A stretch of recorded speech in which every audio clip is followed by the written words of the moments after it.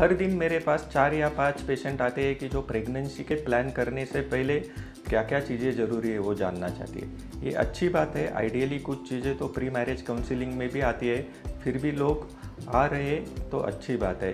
ये इम्पॉर्टेंट है कि हेल्दी मदर और हेल्दी बेबी के लिए पहले डॉक्टर के पास जाके सलाह लेना ज़रूरी है। So today I am giving 9 tips for best 9 months of your life. Hi everyone, I am Dr. Shivaji Naravade, practicing obstetrician and gynecologist at MediPoint Hospital for more than 20 years.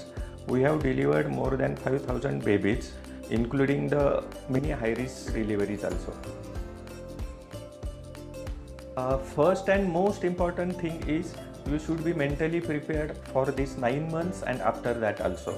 इससे क्या होता है कि जो भी चेंजेस आएंगे, जो भी डिफ़िकल्टीज आपको आएंगी, उसके लिए आप तैयार रहेंगे ताकि stress levels are less and सबसे इम्पॉर्टेंट है कि quality of gametes that is ovum and sperm will be good so that there will be the healthy pregnancy.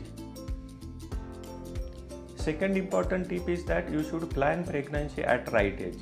Ideally तो एज ऑफ 30 के पहले पहली डिलीवरी होना चाहिए. ये क्यों इम्पॉर्टेंट है? क्योंकि at this age quality of egg, quality of sperm are good and that is most important to have a healthy pregnancy. Second thing, 30 के बाद medical complications like diabetes, BP बढ़ जाता है, प्रेगनेंसी इंड्यूस्ड हाइपर हो जाता है. तो it is important you must plan your first delivery before age of the 30. Third important thing is the overall health of the mother. इसमें कुछ blood test आ जाएंगे, सोनोग्राफी भी आ जाएगा.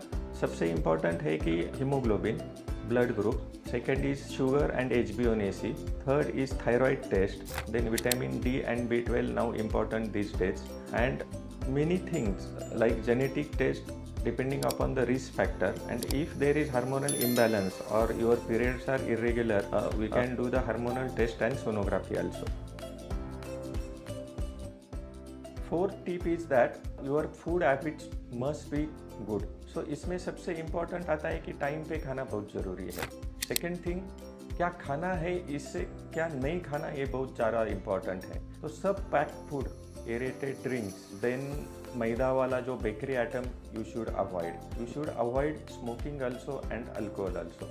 और क्या खाना चाहिए, इसमें 1 या 2 ग्रीन वेजिटेबल्स हर रोज़ होना चाहिए, स्प्राउट्स हर रोज़ होना चाहिए, 5 या 6 बादाम होना चाहिए, अखरोट होना चाहिए, 4 या 5 डेट्स होना चाहिए. सबसे इम्पॉर्टेंट है कि protein intake should be adequate, that is 1 gram per day of your body weight. And carbohydrate कम करना है आपको. कॉम्प्लेक्स कार्बोहाइड्रेट आप खा सकते हैं, लेकिन जो रिफाइंड शुगर है वो अवॉइड किया तो ये अच्छा होता है, क्योंकि इससे स्पर्म क्वालिटी और ओवम क्वालिटी डाउन होती है, क्योंकि they are inflammatory in nature. Next topic is कि use of supplement to improve the pregnancy outcome. सबसे इम्पॉर्टेंट होता है कि फोलिक एसिड DNA तैयार होने के लिए लगता है. फोलिक एसिड की डिफिशियंसी रहेगी तो बेबी में कुछ ना कुछ प्रॉब्लम आने के बहुत ज़्यादा चांसेस है, और which is 100% treatable. So pre conceptional folic acid is very important. Second thing is that some deficiencies should be corrected. If there is anemia, it should be corrected. If there is vitamin D deficiency, it should be corrected. If there is thyroid, then it should be normal at that stage. Then sugar should be controlled so that your HbA1c should be below 6 pregnancy. So these are the important things you should consider before planning the pregnancy. My 6th tip is to check your physical fitness. इससे सबसे important आता है कि wait. आपका wait and BMI आपके height के हिसाब से नॉर्मल नहीं है तो नॉर्मल होना बहुत ज़रूरी है, क्योंकि इससे हम डायबिटीज़, हाइपरटेंशन ऐसे प्रॉब्लम्स अवॉइड कर सकते हैं. सेकेंड थिंग, आप एक्सरसाइज कर रहे तो ज़रूर कंटिन्यू करो. आप नहीं कर रहे तो daily brisk walking is important, at least for 6 minutes. And इसमें आप योगा भी इंक्लूड कर सकते हैं, मेडिटेशन भी इंक्लूड कर सकते हैं, प्राणायाम भी कर सकते हैं. ओव्यूलेशन मीन्स जब एक ओवम से या ओवरी से बाहर आता है उसको ओव्यूलेशन कहते हैं. लेकिन वो किस टाइम पे होता है उसका एक विंडो रहता है.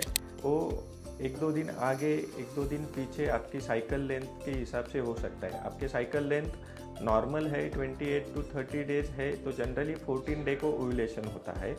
उसी पीरियड में आपको कांटेक्ट करना है।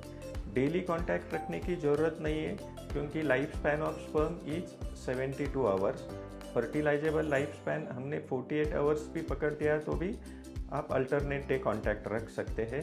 और लाइफ स्पैन ऑफ ओहम रहता है 48 आवर्स, लेकिन फर्टिलाइजेबल हम 24 आवर ही कंसीडर होता है।